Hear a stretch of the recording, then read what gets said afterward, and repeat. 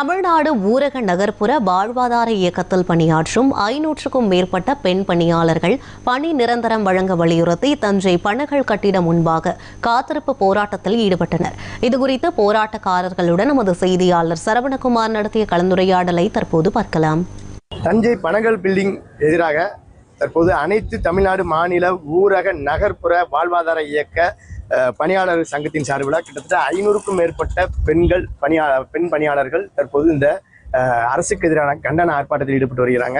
கிட்டத்தட்ட 2 நாட்களாக மாவட்ட ஆட்சியர் அலுவலகத்தில் இந்த போராட்டத்தை தொடர்ந்த நிலையில் இன்னைக்கு தஞ்சை ஜூபிட்டர் தேட்டர் எதிரே பனகல் பில்டிங்க்கு முன்பாக இந்த கண்டன ஆர்ப்பாட்டத்தில் ஈடுபட்டு வராங்க. அவங்க எல்லோருடைய கோரிக்கை, நியாயமான கோரிக்கை என்னன்னு கேட்கலாம். இப்போ நீங்க இந்த போராட்டத்தை முன் வச்சிருக்கீங்க, கிட்டத்தட்ட 500க்கும் மேற்பட்ட பெண்கள் இப்ப இந்த போராட்டத்தை கலந்துருக்காங்க. நீங்க என்ன கோரிக்கையை வச்சு இந்த அரசுக்கு இந்த போராட்டத்தை ஈடுபடுறீங்க?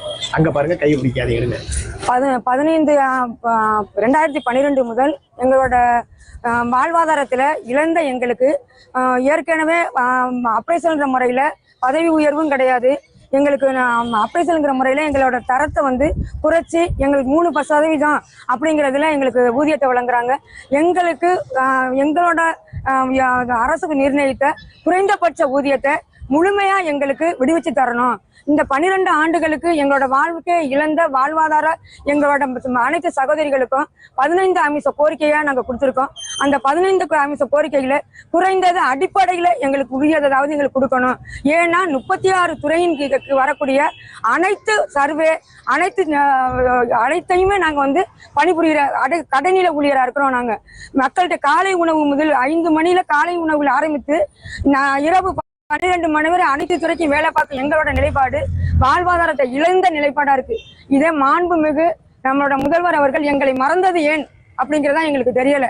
இதே அவங்களுக்கு நாங்க கட்சி மாநாடுன்னா 5000 பேரை திரட்டுற இடத்துல நாங்க தான் இருக்கிறோம். அனைத்து மகளிருக்கும் எவ்வளவு செக்கு கொடுக்கணும்னாலும் அந்த இடத்துல நாங்கள் போராடி கொண்டு வந்து கொடுக்குறோம். அந்த இடத்துல இருக்கிற எங்களை ஏன் மறந்தாங்கன்றது எங்களுக்கு இதுவரையும் தெரியல. அப்போ எங்களோட கவனத்தை அவங்களுக்கு ஈர்ப்புக்கு கொண்டு போகணும்.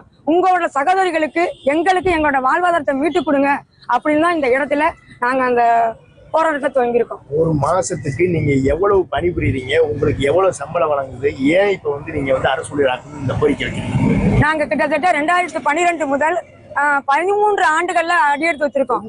தொகுப்பூதியமா வழங்குறாங்களே தவிர ஒரு சம ஊதியம் எங்களுக்கு கிடையாது. சம வேலை சம ஊதியம் கிடையாது. அப்போ எங்களுக்கு 15,000 தான் வட்டார இயக்க மேலாளருக்கு 45,000 தீவுல நிர்ணயிக்கப்பட்ட தொகை. ஆனா எங்களுக்கு வழங்குறது 15,000. மத்திய அரசு 60% நிதியில அதை கூட எங்களுக்கு வழங்கவில்லை. அடிப்படை ஊதியத்தை ஒரு தொகுப்பூதியமா ஒரு சிஆர்பி சிஎஸ்டி இவங்களுக்கெல்லாம் ஒரு 2,500 நம்ம விதத்துல கொடுக்குறாங்களே தவிர அதை ஒரு 7,500 ரூபாய் கொடுத்தாக்க அவங்களோட ஒரு பெட்ரோல் செலவுக்கு வர்ற ஒரு வாலண்டியர்ஸுக்கு ஒரு ஊக்கத்தொகையா அமையும். அதே மாதிரி எங்களோட சிஓ வட்டார ஒருங்கிணைப்பாளர்களுக்கு 12,000 கொடுக்கறத அவங்களுக்கு ஒதுக்கீடு செய்யப்பட்ட 30,000 நிர்ணயித்து கொடுங்க அப்படின்னு நாங்க கேட்கிறோம். எங்களோட அடிப்படை ஊதியம் நிர்ணயிக்கப்பட்ட மத்திய கவர்மெண்ட் கொடுத்த தொகையாவது எங்களுக்கு கொடுங்க அப்படின்னு நாங்க கேட்கிறோம். இப்போ தமிழக அரசு இந்த கோரிக்கைக்கு செவி சாய்க்கல, உங்களுடைய போராட்டம் அடுத்த என்னவா இருக்கும்? இந்த தொடர் போராட்டத்திற்கு எங்களுக்கு எங்களோட கோரிக்கைகள்ல குறைந்தபட்சமாவது நிறைவேற்றி கொடுக்கலன்னா 20ஆம் தேதி சென்னை மாநகரத்தில் எங்களோட அனைத்து மாவட்ட சார்பாக முற்றுகை போராட்டம் நடத்துறதா இருக்கோம். அதாவது கிட்டத்தட்ட தமிழக அரசினுடைய அனைத்து திட்டங்களையும் பொதுமக்கள் மத்தியில் கொண்டு செல்லக்கூடிய தங்களுக்கு வழங்க வேண்டிய நியாயமான ஊதியம் வழங்கப்படவில்லை என்றும் அரசு ஊழியர்களாக ஆக்க வேண்டும் என்ற கோரிக்கையை வைத்து அந்த கோரிக்கை நீண்ட நாளாக நிறைவேற்றப்படவில்லை என்றும் இந்த பணியாளர்கள் நமக்கு தெரிவிக்கிறாங்க. மேலும் தொடர்ந்து தமிழக அரசிற்காக இத்தனை நாட்கள் உழைக்கும் தங்களுக்கு மத்திய அரசு வழங்கக்கூடிய அந்த குறைந்தபட்ச ஊதியத்தையாவது வழங்க வேண்டும் என்று இந்த கோரிக்கையாக இருக்கிறது. தொடர்ந்து அரசு இந்த கோரிக்கையை செவிசாய்க்கவில்லை என்றால் அடுத்த கட்ட போராட்டமாக சென்னையை முற்றுகையிடும் போராட்டம் நடைபெறும் என்றும் தெரிவித்திருக்கிறார்கள். தஞ்சையிலிருந்து ஒளிப்பதிவாளர் கார்த்திகுடன் சரவணன், நியூஸ் 7 தமிழ்.